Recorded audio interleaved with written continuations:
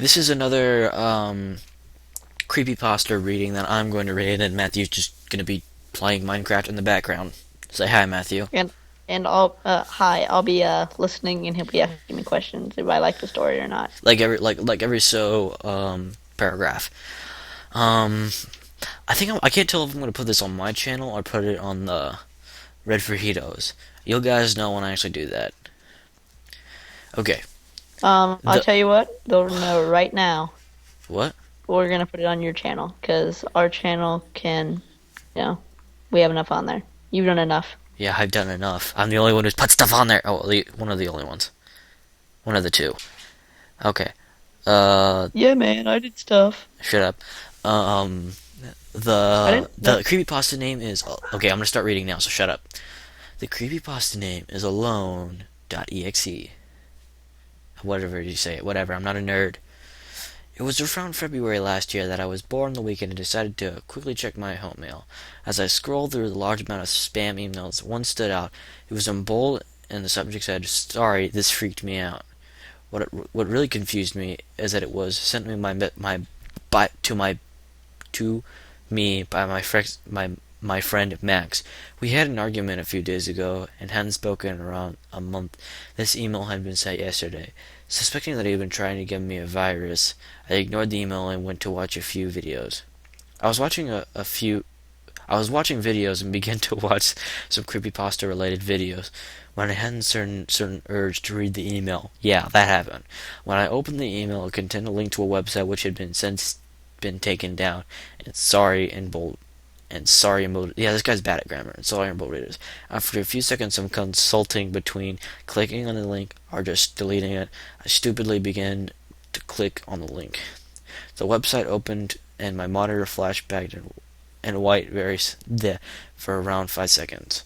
Then suddenly returning to my desktop, a downloader had launched for a program called Are You Alone.exe.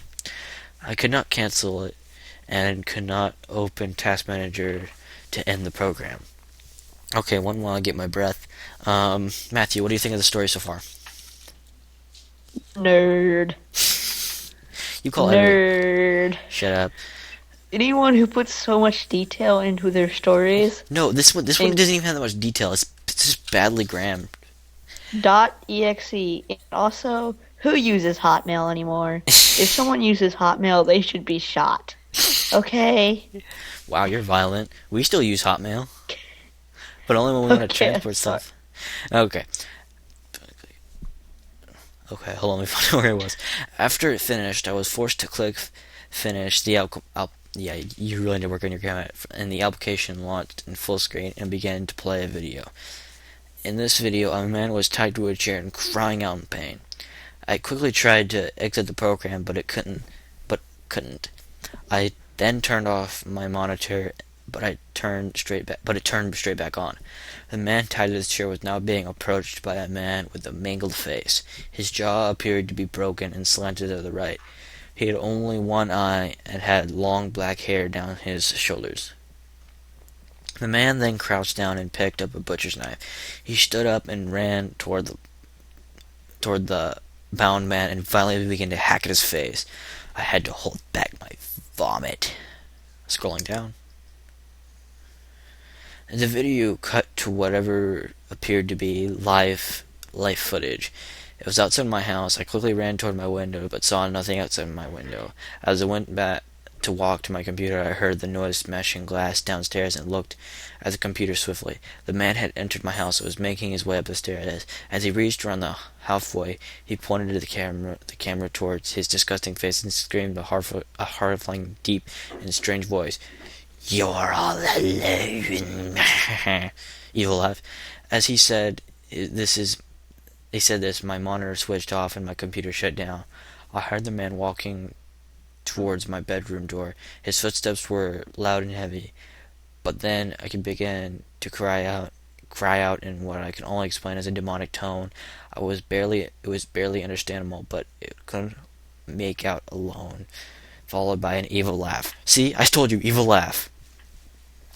The door then swung open and I closed behind him. There he stood, towering over me, and as I looked up at him, I was frozen in fear. I was able to get out of the get out a loud scream before he grabbed me by the neck. What I didn't know is that my neighbor had called the police 5 minutes ago, and I saw the man breaking. And when he saw my man breaking my window, just as I began to fade into darkness, I heard the sound of the police sirens. I woke in my room just as the police kicked in the door and ran straight over to me as I lay on the floor. I was in extreme shock and couldn't answer any of their questions. Because of this, I was rushed to the local hospital to be examined. Luckily, I was okay. The psychopath's body was found 12 hours later. He had hung himself in a nearby wood. Well, that wasn't really that good. Okay, hold on. I'm gonna give my and now you know moment for this story. Kids, if you ever get an email from your best friend from Hotmail, never open it because Hotmail is stupid. Also, um, this teaches you that they just ripped off Scary Movie and you should not watch Scary Movie. It'll give you the creeps. Also, this story was kind of crappy because, again, if I saw a guy like getting his face hacked up, and it was on my computer screen, I would have just taken my headphones off and walked out the door. And just moved. Well, you wouldn't really have done that. It's easy to say that when you're not really there. Of course, this never would happen, so it's stupid. So that was a reading of Creepypasta. Okay, shut up. This was Creepypasta. The story wasn't that good. I'd give it like I'd give it a 4 out of 10. What would you give it? I would give it a 0 because they used Hotmail. If they would have used Gmail, it would have gotten a 2. Use Gmail. Wait, we don't use Gmail. What I said earlier, we don't use Gmail. I mean, we don't use whatever. We don't use something. We don't use anything. We just shoot ourselves in the head. We're actually dead right now. So please come back for the next episode, which probably won't happen because we're dead. And I can't believe I mixed the apocalypse this time. Bye.